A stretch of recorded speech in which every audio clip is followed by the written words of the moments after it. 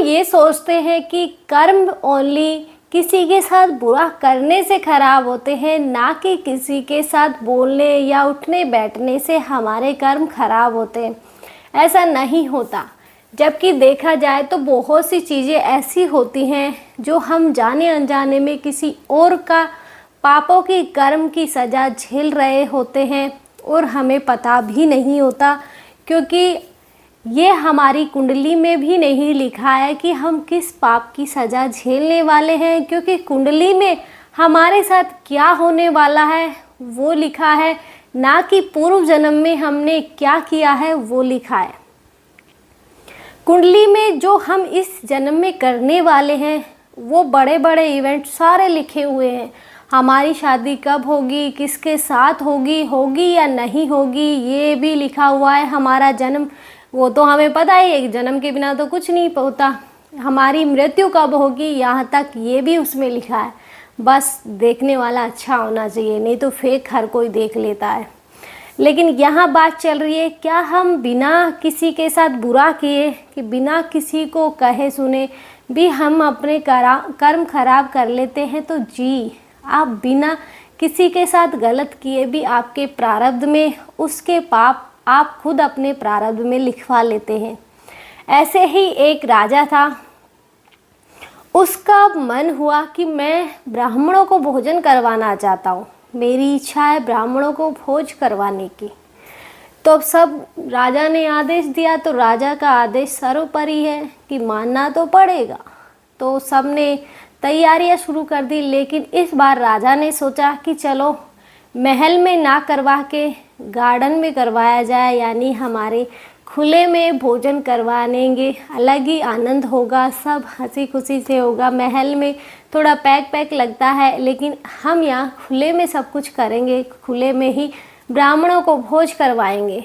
लेकिन यहाँ कुछ अलग होने वाला था, ये उन्हें नहीं पता था कि सारी तैयारियां हो गई, ब्राह्मणों को न्योते दिए गए, ब्राह्मण भी आ चुके थे। लेकिन खाना जो रसोइया बना रहे थे वो भी खुले में ही बना रहे थे, क्योंकि राजा का आदेश था कि इस बार जो भी काम होगा वो गार्डन में ही होगा, महल में रसोई में कुछ नहीं होगा, सारी व्यवस्था गार्डन में की जाए। तो सारी व्यवस्था गार्डन में की गई। तो ऐसे कि जैसे रसोई वगैरह सारी तैयार हो गई, तो एक चील एक सांप को लेके जा रही थी। तो सांप अपनी जान बचाने के लिए जैसे ही उस खाने के ऊपर से गुजरा, उसने अपना जहर उगल दिया उसमें। यूँ कहें कि वो अपनी जान बचाने की कोशिश कर रहा। तो जान बचाने में हर संभव कोशिश की जाती है कि जितना कोशिश हो हम अपनी जान बचाएं। किस तरह से बचाएं? हर तरह की हम कोशिश करते हैं कि कैसे न कैसे हमारी जान बच जाए, बस यही कोशिश होती है। यही कोशिश सांप कर रहा था। तो उसने जाने अनजाने में उस खाने में वो जहर उगल दिया। अब ब्राह्मणों के खाने की तैयारियां हो चुकी थी, ब्राह्मण भी आ चुके थे, सबको खाना परोसा गया। तो जैसे ही खाना परोसा, ब्राह्मणों ने खाया, क्योंकि इस खबर से सब बेखबर थे कि किसी को नहीं पता था कि क्या होने वाला है और खाने में क्या मिल चुका है जाने अनजाने में। तो सारे ब्राह्मण बेचारे सब भगवान को प्यारे हो गए। लेकिन अब सब राजा को दोष देने लगे। राजा खुद भी मतलब इतना गिल्टी फील करने लगा कि ये मैंने क्या कर दिया, मुझे ब्रह्म हत्या का पाप लगेगा कि मेरी वजह से ब्राह्मणों की हत्या हो गई है, मुझे इनका पाप लगेगा। जैसे ही अब आगे की वो चलती है कि ये सब कुछ हो चुका था, किसी को नहीं पता था कि खाने में मिला क्या है। ब्राह्मण स्वर्गवास हो गए थे। अब राजा बेचारा क्या करता, पश्चाताप के अलावा उसके पास कोई ऑप्शन ही नहीं था। लेकिन जब ये चीज़ें यमराज जी के पास पहुंची तो यमराज जी भी चिंता में हो गए कि इसकी सज़ा किसको दी जाएगी, कि उस चील को जो अपना भोजन, अपना पेट भरने के लिए उस सांप को लेके जा रही थी, उस सांप को जिसने अपने प्राण बचाने के लिए अपना जहर उगला, या फिर उस राजा को जिसने अपना धर्म समझ के ब्राह्मणों को भोजन करवाने की व्यवस्था करी, उसे या फिर उन रसोइयों को जिन्होंने खाना बनाया था। इसकी सज़ा किसको मिलने वाली थी? सब परेशान थे, चित्रगुप्त जी परेशान थे, यमराज जी परेशान थे। तो चित्रगुप्त जी ने पूछा कि महाराज इसकी सज़ा किसको मिलेगी, कि ये सब चीज़ें, कि इसमें किसी की कोई गलती नहीं है, कि वो अपना भोजन के लिए व्यवस्था कर रही थी, वो अपने जान के लिए, जान बचाने की कोशिश कर रहा था, वो अपना धर्म निभा रहा था, तो यहाँ किसकी गलती है, किसको सज़ा दी जाएगी? तो यमराज ने बोला कि अभी थोड़ा सब्र रखो, देखो आगे होता है क्या। जिसको सज़ा मिलनी है उसको ऑटोमेटिक सज़ा मिल जाएगी। सब अपने अपने हिसाब से नियमित ढंग से चलता है। तब चित्रगुप्त जी इंतज़ार करने लगे, देखते हैं महाराज किसको सज़ा के भागीदार बनाते हैं। तो जैसे ही महल में 2-4 ब्राह्मण आए कि कुछ काम से राजा के पास जा रहे थे, तो बीच में उन्हें एक लेडीज मिली जो महल के बाहर ही झाड़ू लगा रही थी। उसने उन्हें रोक के कहा, आप कहाँ जा रहे हो? उन्होंने बोला कि हम राजा के पास जा रहे हैं।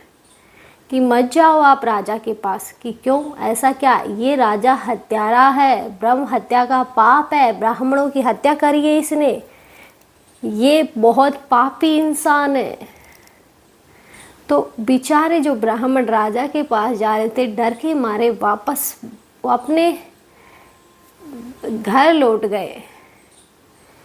यहाँ यमराज ने बोला कि ये जो औरत है ये है असली पाप की हकदार। अब चित्रगुप्त जी परेशान कि ये तो वहाँ थी भी नहीं, इसका तो कोई लेना देना भी नहीं है, फिर ये हकदार कैसे बन गई? तब यमराज ने कहा कि उस चील की कोई गलती नहीं थी, वो अपने भोजन की व्यवस्था कर रही थी। उस सांप की भी कोई गलती नहीं थी क्योंकि वो अपने प्राण बचा रहा था।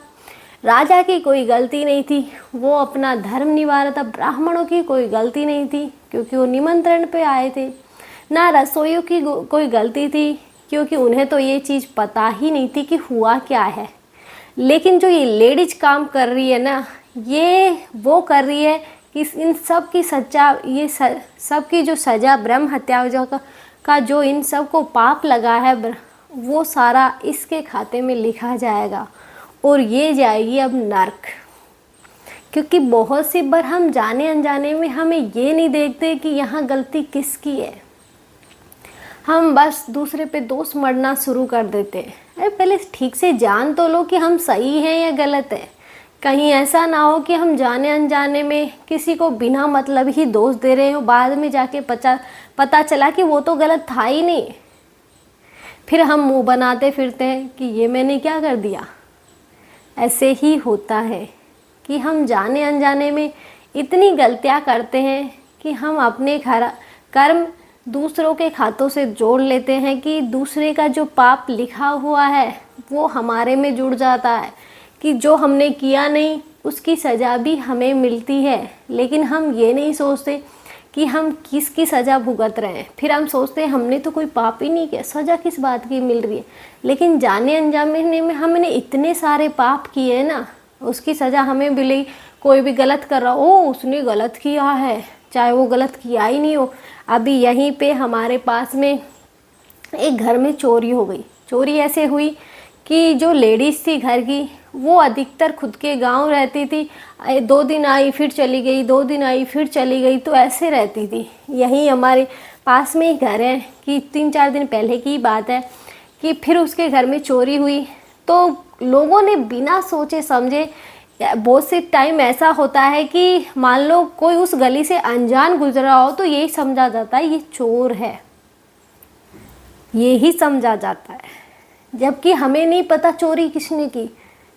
क्योंकि देखा जाए तो अधिकतर लोग आसपास के होते हैं या फिर ऐसे लोग चोरी करते हैं जो बार बार उस रास्ते से गुजरते हो, या फिर अच्छी खासी जानकारी हो कि इस घर में कुछ है, माल ताल है, तभी तो चोरी करेंगे ना। बिना कोई अनजान अचानक आके कैसे चोरी कर लेगा। तो ऐसे ही हुआ था कि किसी को नहीं पता था, वो चली गई खुद के गांव, तो वापस आई तो उसने बोला मेरे घर में चोरी हो गई। लेकिन यहाँ लोगों ने क्या लगा लिया कि उस टाइम ही कि 2-4 दिन जैसे चोरी हुई उसके 3-4 दिन बाद की बात है कि एक अनजान लेडीज मोटी सी थी, वो इस रास्ते से जा रही थी। तब लोगों ने ये सोचा कि ये लेडीज नई है तो इसका मतलब ये ही चोर है। अब ये अफवाह फैली हुई है 3-4 लेडीज है जो चोरी करती हैं, जबकि किसी को नहीं पता कि चोरी किसने करी है। लेकिन फिर भी दोष किसी और पे मढ़ा जा रहा है। तो क्या कर रहे हो तुम? पाप ही तो कर रहे हो ना। तुम्हें पता है, तुमने देखा है, या फिर वो पकड़ा गया है कि वो हाँ कर रहा है कि हाँ मैंने चोरी की है? नहीं कर रहा ना। वो बेचारा निर्दोष हो तो भी आप उसे पाप बना रहे हैं। तो यही तो होता है असल ज़िंदगी में कि हम किसी और का पाप अपने माथे मढ़ लेते हैं, जबकि ये गलत है। हमें ऐसा नहीं करना चाहिए। हमें अपने कर्म देखने चाहिए कि हम क्या कर्म कर रहे हैं। जब सामने वाला निर्दोष हो, मान लो गलती से निर्दोष निकला, तो क्या करोगे तुम? मुंह बनाने के अलावा कोई ऑप्शन नहीं है तुम्हारे पास। तो किसी को दोष भी क्यों देना जब तुम्हें नहीं पता कि उसने चोरी करी है नहीं है। बहुत सी बार अनजान लोग रास्ते से जाते हैं, क्योंकि रोड सबका है, हमारा स्पेशल थोड़ी है। मोहल्ले में मोहल्ला यहाँ से शुरू होकर आगे रास्ता भी निकलता है। तो ऐसे तो है नहीं ना, कोई मान लो किसी के रिश्तेदार आए हो तो बहुत से ऑप्शन निकल के आते हैं। लेकिन फिर भी हम ये सोचते हैं कि नहीं, वो लेडीज़ थी, मैंने तो पहली बार देखा है, वो ही चोर होगी। ये होता है, 3-4 लेडीज़ मिलके चोरी कर रही हैं। तुमने कब देख लिया तुम्हारे घर में की है? या फिर तुमने देखा है, या फिर किसी ने पकड़ लिया उनको? नहीं पकड़ा ना, तो तुमने कैसे मान लिया कि लेडीज़ें चोरी कर रही हैं? इसे ही कहते हैं कि दूसरे की बुराई अपने सर लेना, कि जाने उसने चोरी की या नहीं की, फिर भी हम ये अफवाह फैला रहे हैं कि उसने चोरी की, उसने चोरी की, उसने चोरी की। यही फिलहाल हमारे मोहल्ले में चल रहा है कि ऐसे बिना सोचे समझे हम किसी और पे दोष लगा रहे हैं। तो हमें क्या मिल रहा है? कुछ नहीं। फिर भी हम मरे जा रहे हैं, सबकी हाँ में हाँ मिला रहे हैं। हाँ, मैंने भी देखा था उस लेडीज को, मैंने भी देखा था। अब यही चल रहा है। तो इसलिए अपने कर्मों पे फोकस करो, ना कि ये इधर उधर की बातों में कि हम अपने कर्म खराब क्यों करें। यही चीज़ हमें हमारे बच्चों को सिखानी है कि हमारे बच्चे आगे चल के ऐसा ना हो कि हमें किसी अनाथ आश्रम में जाके अपना जीवन गुजारना पड़े। इस पर मैं एक अलग से वीडियो बनाऊंगी। सबसे ज़्यादा गलती माँ बाप की होती है, बच्चों की नहीं होती। यही हकीकत है। और आप जब ये वीडियो देखोगे तो आप खुद समझ जाओगे कि रियल में असल ज़िंदगी में जिम्मेदार है कौन। हम बच्चों को दोष देना शुरू करते हैं, लेकिन असल ज़िंदगी में दोषी तो हम खुद हैं कि हमने क्या सिखाया किसी को। इसलिए ये एक स्पेशल वीडियो होगी कि हमें हमारे बच्चों को कैसे संस्कार देने चाहिए, किस तरह से अच्छे संगत में ढालना चाहिए। लेकिन आज के लिए इतना ही। जय श्री राम और जय श्री राम।